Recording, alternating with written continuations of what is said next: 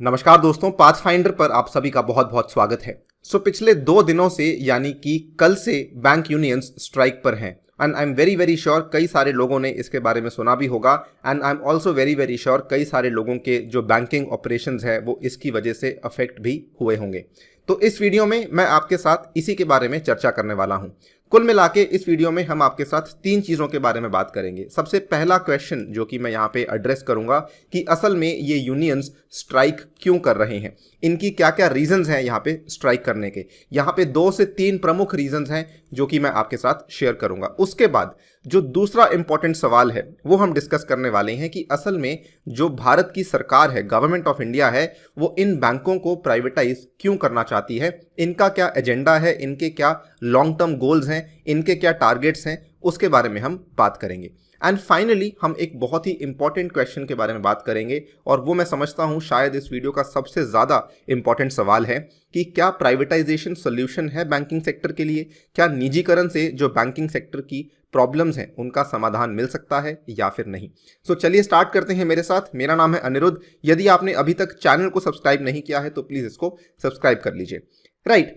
जैसा कि आप यहाँ पे देख सकते हैं, भारत के ऑलमोस्ट सभी के सभी न्यूज़पेपर्स इसको कवर कर रहे हैं। हिंदुस्तान टाइम्स ने इसको कवर किया, आप देख सकते हैं आज बैंक हड़ताल है। उसके बाद द हिंदू ने भी इसको कवर किया, banking services hit for the second day over nation wide strike by the unions. Even money control pro ने यहाँ पे इसको कवर किया, बैंक स्ट्राइक जिसकी वजह से check clearances worth approximately 16,500 crore affected on first day, ये यूनियंस का दावा था। इनफैक्ट कुछ यहाँ पे ऐसे टीवी चैनल्स भी हैं जो चीज़ को थोड़ा सा सेंसेशनल बनाने की कोशिश कर रहे हैं कि नेशन वाइड बैंक स्ट्राइक जो है वो दूसरे दिन में एंटर कर चुकी है और जो यूनियंस हैं वो यहाँ पे ये कह रहे हैं कि आगे जाके हम जिस प्रकार से किसानों की स्ट्राइक चल रही है उसी तरीके से हम भी यहाँ पे अपने बैंक स्ट्राइक को बढ़ा सकते हैं। खैर, हमारे लिए जो इम्पोर्टेंट है वो ये है कि असल में ये बैंक यूनियंस स्ट्राइक क्यों कर रहे हैं। सबसे पहला रीज़न है जॉब सिक्योरिटी। ठीक है, आपको मालूम होगा बैंकिंग एग्जाम्स क्लियर करने इतने आसान नहीं होते। उसका प्रमुख रीज़न है बहुत ज़्यादा कंपटीशन बढ़ चुका है और उतनी सीट्स आजकल सरकार नहीं रिलीज़ कर रही है। जिसके चलते जिस भी इंसान को नौकरी मिलती है ये तो ऑब्वियसली तय है कि वो काफ़ी ज़्यादा टफ कंपटीशन को क्लियर करने के बाद इस किसी भी पर्टिकुलर बैंक में नौकरी ले पाता है।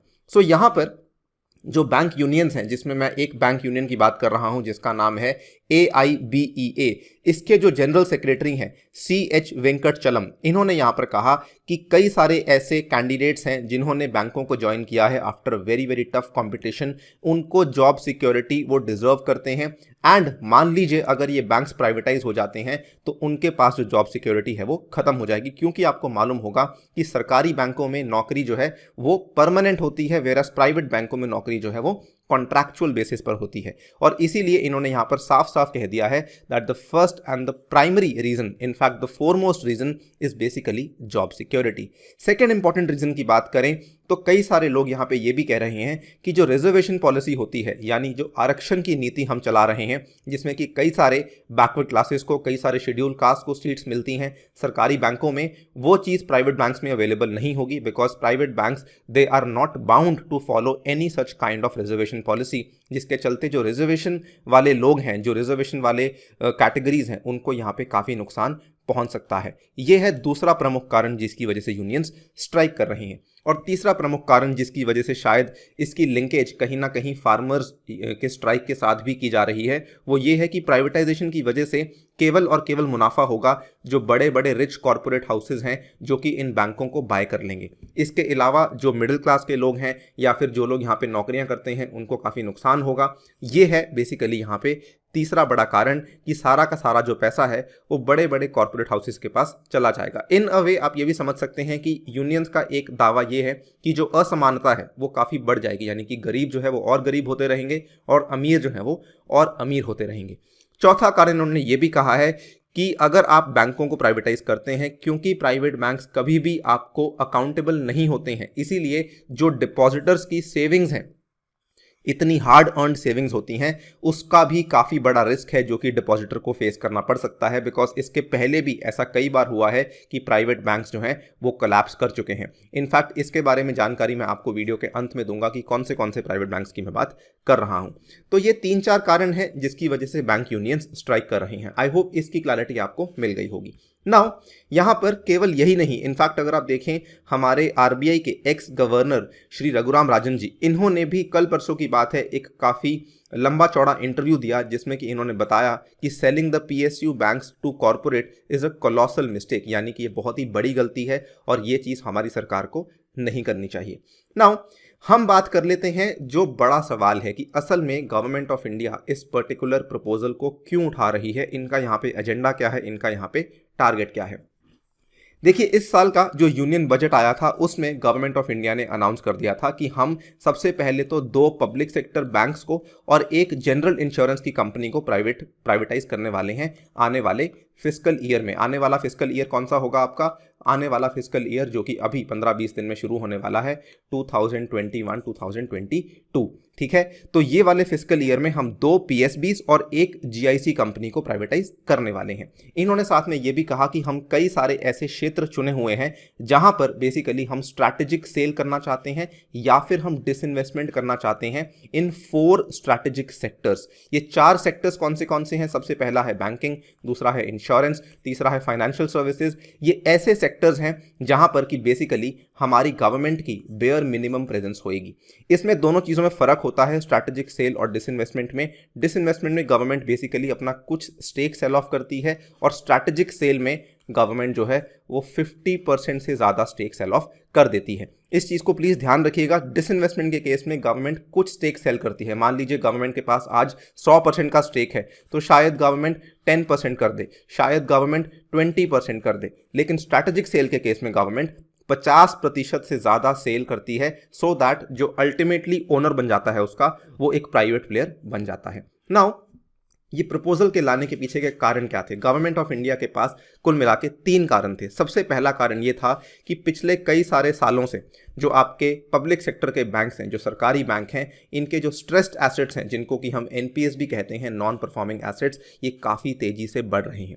सेकेंड इंपॉर्टेंट कारण ये था कि जो पब्लिक सेक्टर बैंक्स हैं ये प्रॉफिटेबल नहीं है, जिसकी वजह से इनकी मार्केट कैपिटलाइजेशन काफ़ी कम है और जिसकी वजह से इनका जो डिविडेंड पेमेंट का रिकॉर्ड है वो भी काफ़ी ख़राब चल रहा है। यहाँ पर गवर्नमेंट के पास असल में रैशनैलिटी है, क्योंकि अगर आप देखें आज की डेट में इवन दो भारत का सबसे बड़ा बैंक जो है वो एसबीआई है, लेकिन अगर आप मार्केट कैपिटलाइजेशन की बात करेंगे तो वो सबसे ज़्यादा एचडीएफसी की है। तो ये काफ़ी हैरानी वाली बात है कि डिस्पाइट द फैक्ट कि एसबीआई सबसे ज़्यादा बड़ा बैंक है, सबसे अधिक ब्रांचेज हैं इसकी, लेकिन उसके बावजूद भी एचडीएफसी है जिसका डिविडेंड पेमेंट भी काफ़ी अच्छा है और जिसका मार्केट कैपिटलाइजेशन भी काफ़ी ज़्यादा बेहतर है। तीसरा इंपॉर्टेंट कारण है गवर्नमेंट के द्वारा की जाने वाली पीएसयू रिकैपिटलाइजेशन। ये वाला जो काम था गवर्नमेंट ने लगभग 2-3 साल पहले शुरू किया था। अगर मैं प्रिसाइजली याद करूं तो इट वाज 2017 जब गवर्नमेंट ने पहली बार पीएसयू रिकैपिटलाइजेशन के प्रोसेस के चलते कई सारे सरकारी बैंकों को पैसा दिया था, सो दैट वो अपनी जो बैलेंस शीट्स हैं उसको सुधार सकें। इसमें आप देख सकते हैं गवर्नमेंट ने फ्रंट लोडिंग करी थी लगभग 70,000 करोड़ की into the government banks in September 2019। उसके बाद फाइनेंशियल ईयर 2018 में लगभग 80,000 करोड़ का यहाँ पे पैसा दिया गया था और उसके बाद 1.06 लाख करोड़ का पैसा दिया गया था इन फाइनेंशियल ईयर 19, और ये सारा का सारा पैसा रिकैपिटलाइजेशन बॉन्ड्स के द्वारा दिया गया था। इस फ्रेज को प्लीज़ ध्यान रखिएगा, इसके ऊपर डायरेक्टली सवाल आ सकता है कि रिकैपिटलाइजेशन जो है वो किस चीज़ के साथ संबंध रखती है। ये तीनों चीज़ें करने के बावजूद भी, यहाँ पे देखिए इतना सारा पैसा डालने के बावजूद भी जो पीएसयू बैंक्स थी उनकी स्थिति काफ़ी ख़राब चल रही थी, और this is the main reason जिसकी वजह से सरकार ने इस प्रपोजल को सामने रखा है कि हम जितना जल्दी हो सके उतना जल्दी हम बैंकों को प्राइवेटाइज करना चाहते हैं। इनफैक्ट यहाँ पर गवर्नमेंट ने साफ साफ ये बोल दिया है कि हम जो है शुरुआती तौर पे 2 पीएसबीज को प्राइवेटाइज करेंगे, ठीक है। उसके बाद वंस हमने इस चीज़ को सक्सेसफुली एग्जीक्यूट कर लिया है, धीरे धीरे हम बाकी पीएसयूज को भी प्राइवेटाइज करना शुरू कर देंगे, ठीक है। इसमें इन्होंने ये कहा है कि शुरुआती टाइम में हम क्या करेंगे कि या तो हम उनको कंसोलिडेट कर देंगे बड़े बैंकों के साथ या फिर हम उनको प्राइवेटाइज कर देंगे। दोनों तरह की ऑप्शंस गवर्नमेंट ने अपने पास खोल के रखी हुई हैं। और एजेंडा क्या है? एजेंडा यही चीज़ है जो पॉइंट नंबर 3 है कि गवर्नमेंट जो है वो अपना पैसा बचाना चाहती है सो दैट इनको इन पर्टिकुलर बैंक्स की रिकैपिटलाइजेशन के लिए खर्चा ना करना पड़े। नाउ आप यहाँ पे देख सकते हैं ये मिंट की खबर है, privatisation of PSU banks government to bring amendments to 2 legislations. ये जब हमारी बजट स्पीच चल रही थी, हमारी वित्त मंत्री निर्मला सीतारमण जी जब बजट को प्रेजेंट कर रही थी, उन्होंने यहाँ पे साफ साफ बोल दिया था कि हमारा जो डिसइन्वेस्टमेंट का प्लान है that is approximately 1.75 lakh crore बहुत ही बड़ी रकम है। इस रकम को भी ध्यान रखिएगा कि गवर्नमेंट का जो टारगेट है वो 2.25 लाख करोड़ का टारगेट है, और यहाँ पर इन्होंने क्लियरली बोल दिया था कि other than the IDBI bank we propose to take up the privatisation of 2 PSBs and 1 GIC company in the upcoming year. ठीक है, यहाँ पर जैसे ही ये चीज़ सामने आई, obviously it was bound to happen कि इस चीज़ की स्पेकुलेशंस होने लग चुकी थी कि कौन से बैंक प्राइवेटाइज होने वाले हैं।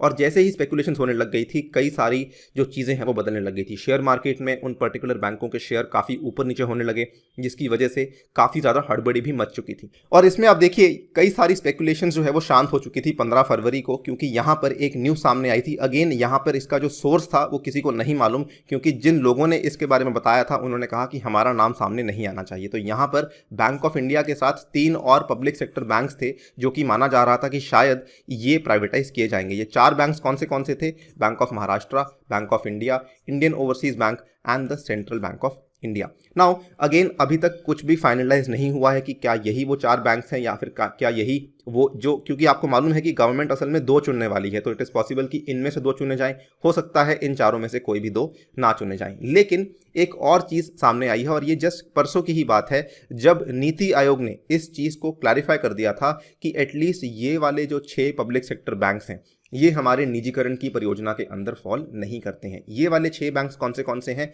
सबसे पहले तो उन्होंने बोला कि SBI हमारे प्राइवेटाइजेशन प्लान का हिस्सा नहीं है। उसके बाद इन्होंने कहा PNB भी हिस्सा नहीं है, यूनियन बैंक भी हिस्सा नहीं है, कैनरा बैंक भी हिस्सा नहीं है, इंडियन बैंक भी हिस्सा नहीं है, और बैंक ऑफ बड़ौदा भी हिस्सा नहीं है। ध्यान रखिए, इंडियन बैंक और बैंक ऑफ इंडिया अलग अलग बैंक्स हैं, तो दोनों को कंफ्यूज नहीं करना है।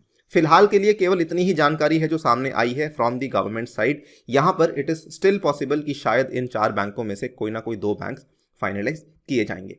नाउ ये सब चीज़ें तो हमने डिस्कस कर ली हैं, ये हमारे पास फैक्ट्स हैं, लेकिन एक बड़ा क्वेश्चन है जो कि पूछना बनता है कि क्या प्राइवेटाइजेशन ही यहाँ पे सोल्यूशन है? क्या निजीकरण यहाँ पे समाधान है?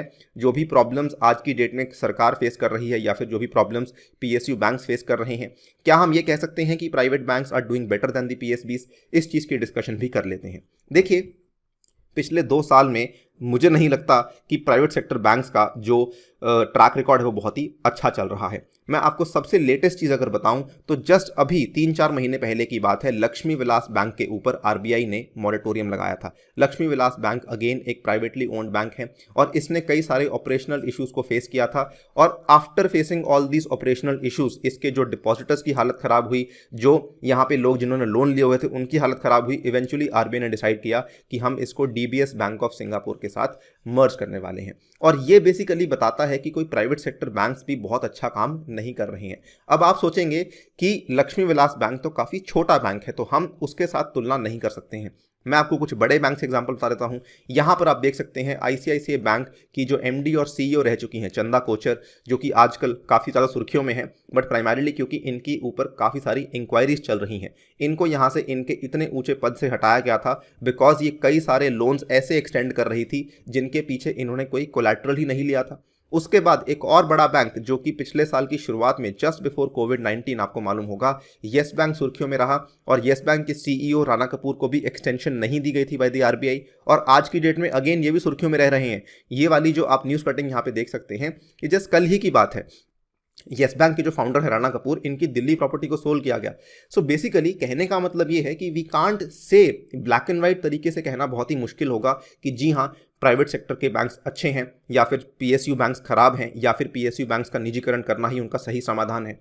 ये केवल कुछ एग्जाम्पल्स हैं जो कि आपको बताने होंगे। इनके हिसाब से पूछा जाता है कि क्या प्राइवेटाइजेशन सोल्यूशन है या नहीं है। केवल इतना ही नहीं, प्राइवेटाइजेशन करने के बाद ऐसा भी माना जाता है कि प्राइवेट बैंक्स में भी कई सारे गवर्नेंस इश्यूज हैं जिनको आज तक ना तो गवर्नमेंट ऑफ इंडिया ना ही RBI, जो दोनों इसको सुपरवाइज करते हैं, वो इन चीज़ों को रिजॉल्व नहीं कर पाए हैं। इनफैक्ट अगर आप देखें 2015 की बात है, कई सारे प्राइवेट सेक्टर बैंक्स को RBI ने आदेश दिया था कि आप अपना एसेट क्वालिटी रिव्यू करेंगे। अब आपको मालूम होगा कि जो हमारी बेसल नॉर्म्स हैं उसके अनुसार ये एसेट क्वालिटी रिव्यू करना अनिवार्य है, लेकिन उसके बावजूद भी कई सारे बैंकों ने इंक्लूडिंग दी येस बैंक, इन्होंने यहाँ पे अपने NPAs को अंडर रिपोर्ट किया, ये बताने के लिए कि हमारी हालत तो ठीक है।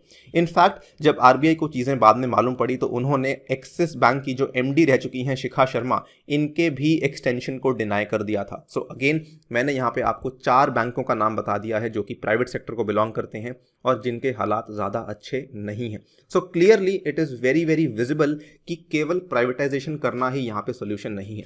अगेन मैं यहाँ पे किसी चीज़ का साइड नहीं ले रहा हूँ, लेकिन आपको ये समझना ज़रूरी होगा कि जब भी आप यूपीएससी की तैयारी करते हैं you must be aware from both the sides कि पॉजिटिव साइड क्या है, नेगेटिव साइड क्या है। और मेरी कोशिश यहाँ पे यही है कि मैं आपको दोनों की जो साइड्स हैं वो दिखा सकूँ। आई होप आपने यहाँ से कुछ ना कुछ सीखा होगा। वीडियो को समाप्त करने से पहले बताना चाहता हूँ कि अनअकैडमी आपके लिए लेकर आया है यूपीएससी सीएससी का कॉम्प्रिहेंसिव जीएस कोर्स, जिसकी मदद से आप अपनी यूपीएससी तैयारी को नेक्स्ट लेवल पे लेकर जा सकते हैं। और अनअकैडमी के इस कोर्स में आप घर बैठकर रोजाना लाइव क्लासेस को अटेंड कर सकते हैं, जिसमें कि इंडिया के टॉप एजुकेटर्स के द्वारा आप पढ़ सकते हैं। इसमें अनअकैडमी आपके लिए 2 तरह के कोर्सेज लेकर आया है, एक है प्लस कोर्स, दूसरा है आइकॉनिक कोर्स। अगर आपका ये पहला अटेम्प्ट है या फिर अभी आप तैयारी शुरू करने की सोच रहे हैं, मैं आपको सलाह दूंगा कि आपको आइकॉनिक कोर्स लेना चाहिए और इसमें आपको कम से कम 1 साल का कोर्स परचेज करना चाहिए। इस कोर्स में आपको पर्सनलाइज्ड मेंटर प्रोवाइड किया जाएगा और आपकी मेंस की question and answer writing practice भी डे 1 से शुरू हो सकती है। यदि आपको लगता है कि आपको पर्सनलाइज्ड मेंटर की आवश्यकता नहीं है तो you can go for this course. इसमें भी मेरी आपसे सलाह यही रहेगी कि कम से कम 1 साल के कोर्स को परचेज कीजिए। ये लगभग 44,000 का पड़ जाएगा अगर आप ये वाला कोड इस्तेमाल कर लेते हैं। ये वाला कोड आपको यहाँ भी इस्तेमाल करना होगा अगर आप ये वाली सब्सक्रिप्शन को बाय करना चाहते हैं। इसके अलावा यदि आप किसी और एग्जाम की तैयारी कर रहे हैं, एसएससी, बैंक, रेलवेज या फिर स्टेट पीएससी, उस केस में भी आपके लिए अनअकैडमी स्पेशलाइज्ड कोर्सेज लेकर आया है। उसमें भी आप ये वाला कोड इस्तेमाल करके इन प्राइसेस की जगह ये वाले प्राइसेस पे कोर्सेज को परचेज कर सकते हैं। इसी के साथ आपसे लेता हूं विदा। लेक्चर की पीडीएफ के लिए आपको विजिट करना होगा मेरा टेलीग्राम चैनल या फिर हमारे चैनल का टेलीग्राम चैनल, दोनों पर ही आपको पीडीएफ अवेलेबल करवा दी जाएगी। Thank you for listening, stay tuned and stay safe.